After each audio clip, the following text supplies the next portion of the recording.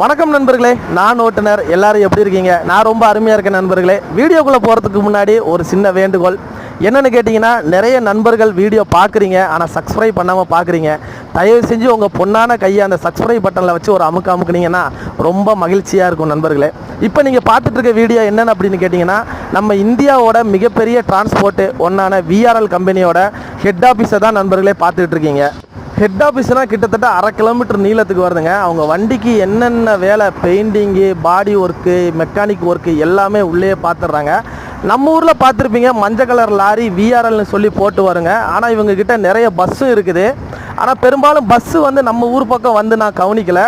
Bangalore to Chennai மட்டும் கொஞ்சம் கம்மியான பஸ்ஸு வருது. ஆனால் இவங்க அதிகமாக பஸ் ரூட் எங்கே பண்ணுறாங்கன்னா, பெங்களூர் டு மும்பை, பெல்காமு, கோவா, கோலாப்பூர் இந்த மாதிரி கர்நாடகா மாநிலத்துக்குள்ளே. அதை தவிர்த்து பார்த்தீங்கன்னா, பெங்களூரு டு ஹைதராபாத் நிறைய வண்டி போகுது.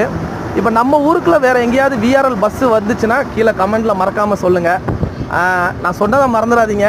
அந்த சப்ஸ்கிரைப் பட்டனை மறக்காமல் அமைக்கிருங்க. நன்றி, வணக்கம்.